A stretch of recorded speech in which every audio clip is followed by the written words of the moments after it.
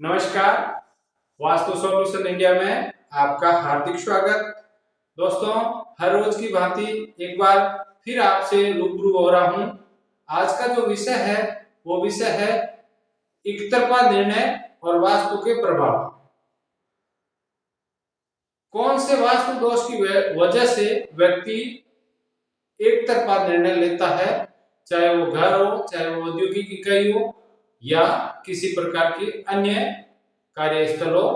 वहां पर व्यक्ति एक पक्ष ही सुनता है, दूसरे पक्ष को सुनता ही नहीं है या उसके दूसरे पहलू के बारे में किसी प्रकार की कोई जानकारी नहीं रखता है, एक तरफा निर्णय लेता है। ऐसा कौन सी वास्तु दोष की वजह से होता है, इस विषय पे चर्चा कर रहे हैं।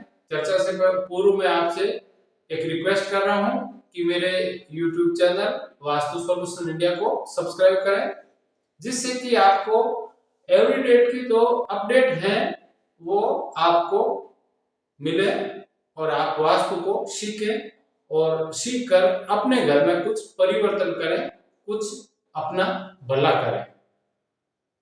एक तरफा निर्णय जब लिए जाते हैं जब किसी न किसी प्रकार का कोई वास्तु दोष होता है। दोस्तों, 10 दिशाएं होती है, सभी को पता है। आकाश और पाताल का महत्व गौण समझते हुए हम दिशाओं पर चर्चा कर रहे हैं।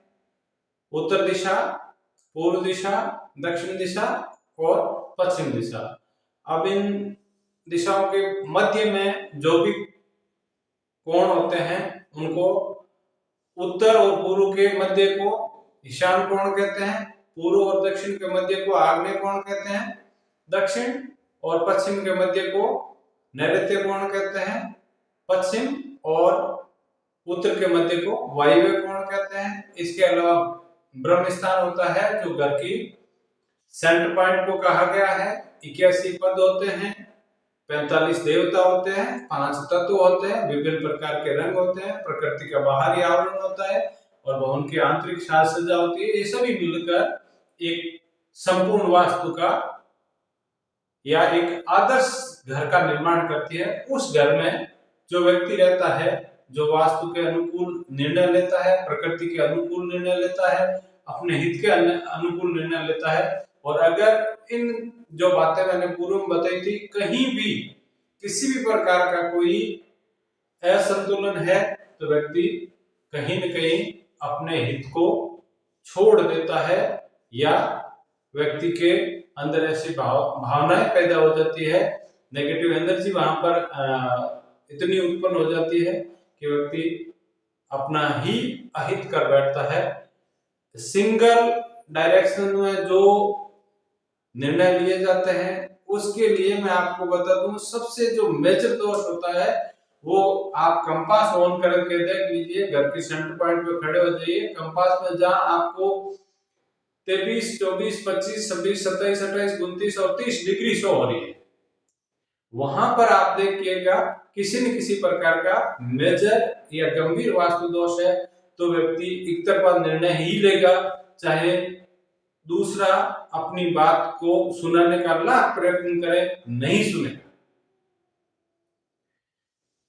यानी कि व्यक्ति को उत्तर और ईशान की संधि स्थल पर दोष जहां भी होंगे वहां पर एक तरफा निर्णय लिए जाएंगे और वो निर्णय गलत होंगे। अगर सही निर्णय एक तरफा लिया जाता है तो कोई तकलीफ नहीं है, गलत निर्णय होगा एक तरफा निर्णय होगा। एक दोष नहीं होता है, दूसरा दोष ऐसे घरों में और होता है, वो होता है नैऋत्य और पश्चिम की संधि स्थल।